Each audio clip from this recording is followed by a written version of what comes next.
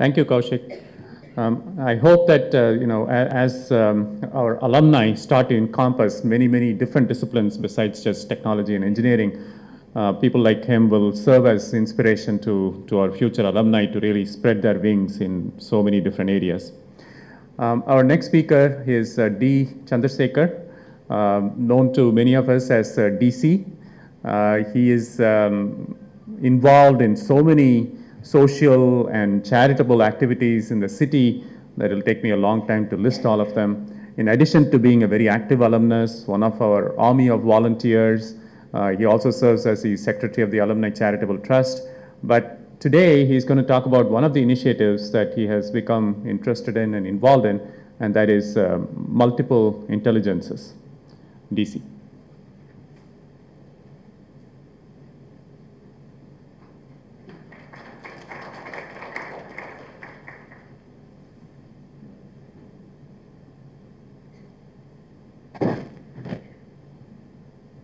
Morning, friends. I'll straight away go into this because we are already running late.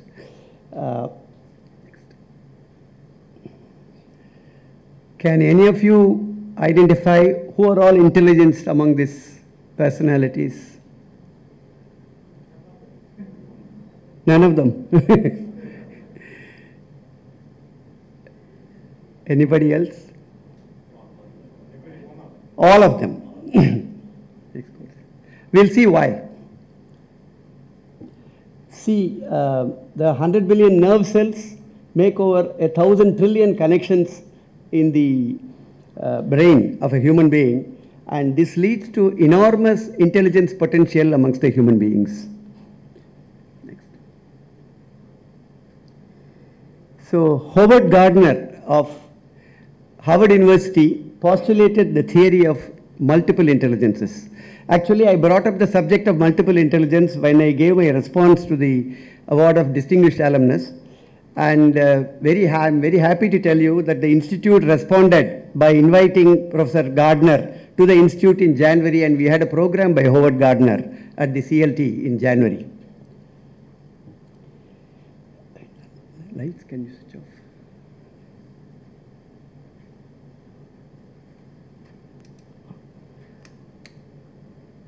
So it says, it's not how smart you are, rather it is how you are smart. Next. Intelligence is not a commodity that can be measured only through an IQ test, because it is much wider. So now what about these people? Who is a mechanic, somebody writing poetry? You saw the examples of that in the first slide. Dancing, roller skating, reading. Are these people involved in all these activities, are they supposed to be intelligent or not? So now we come to the theory of multiple intelligences.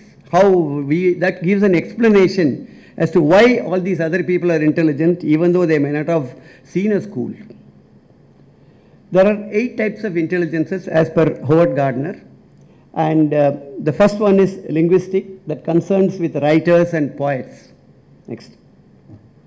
The next one is logical mathematical, which most of us at IIT are.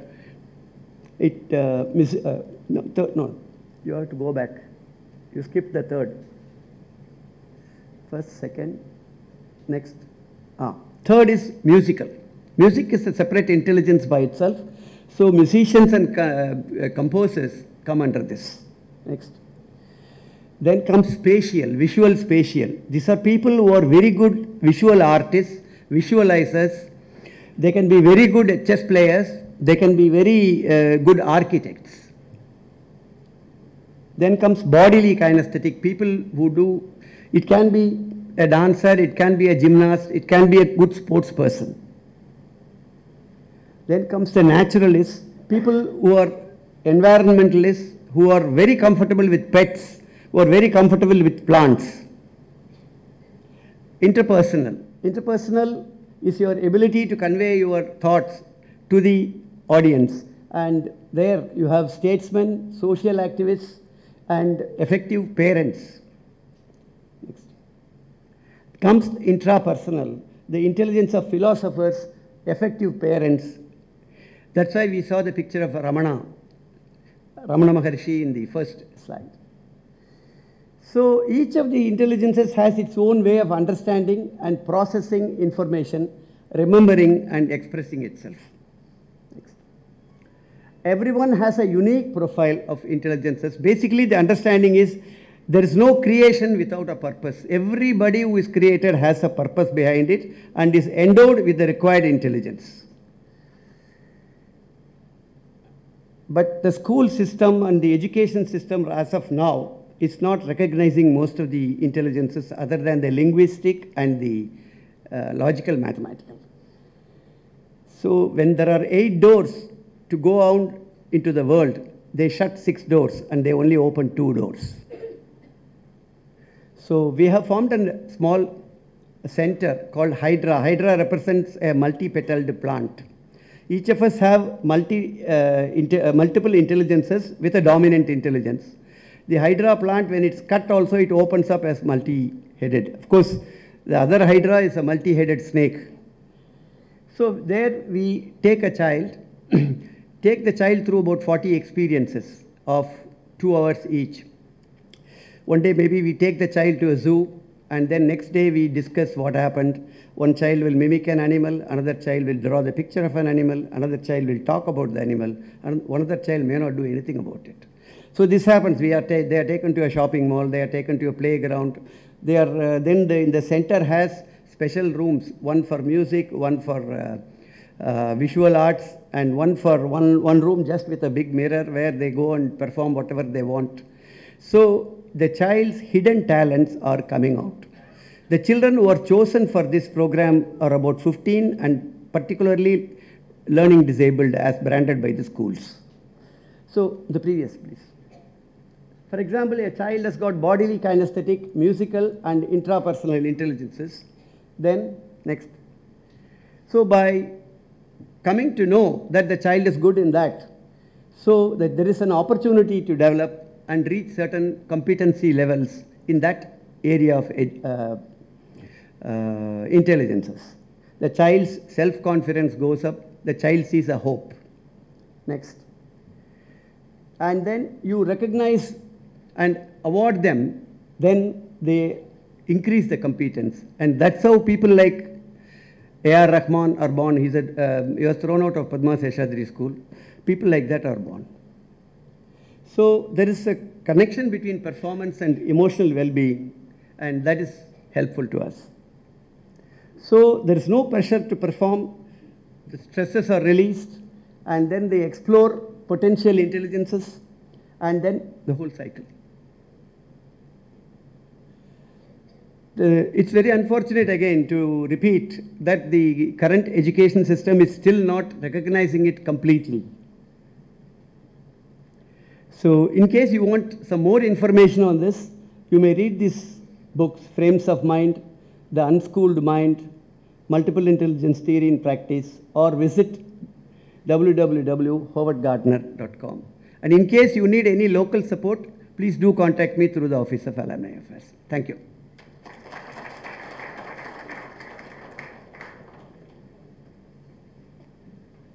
Thanks, DC, for introducing us to Hydra and the multiple intelligences concept. Raj Varadarajan is an alumnus activist over many, many decades. I think he's very well known to many of the us older alumni, but I'm sure even the 2012 graduates will soon get to know him and appreciate him. Most recently, he had served as the president of the IIT Madras Alumni Association, and now he has turned into a gentleman gardener as a part of his time. So I'd like to invite Raj to briefly talk about what he's doing and how he can help us.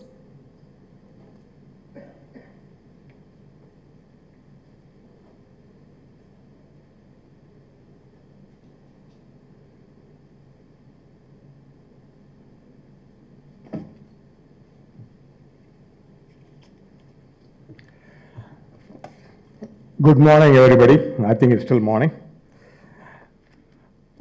An old warrior said a long time ago, that old soldiers don't die, they just fade away. But old alumni never fade away. They appear in some form or another and reincarnate themselves in different format. So when I graduated in 66, from 66 to 71, I was a pure engineer in a small factory in Vadalur as a maintenance engineer, then graduated slowly into design engineer, project manager, sales manager, and then when I came back to India in 87, became a managing director, and in 2005, I became a consultant to some projects in IIT, and then after about 65 years old, retired, and somebody said, what is it, when are you free, and things like that. I thought, I am free to do whatever I like, whenever I like, however I like, and became a farmer. So that, as I said, that is still not the end of the story. Thanks to the professor and head of the Department of Mechanical Engineering, T. Sundararajan, I have reincarnated myself from Wednesday last week as a project manager for a Department of Science and Technology project costing about 47 crores called the Combustion Engineering Project. Thanks to IIT again. So as I said, old alumni never fade away. They are there one way or the other. Now, to talk about my farming the last 3-4 years. This again metamorphosed because of my involvement as a consultant with Professor Ashok Junjunwala in taking internet to rural India using the wireless local loop project of the department. I worked with him as a consultant. Besides that, he also agreed for me to be a local service partner for one of the companies that he has incubated, and that was Thiruvallur district, the closest district from Chennai. So we, as a part of that effort, tried to give connections to about 120 villages, and that brought me very close to my original passion, where my grandma took me to her fields whenever there was harvesting. So what we couldn't do in the 120 villages using wireless local loop, I thought maybe I will try in one village in Kanjipuram district, which is about 75 kilometers from Chennai.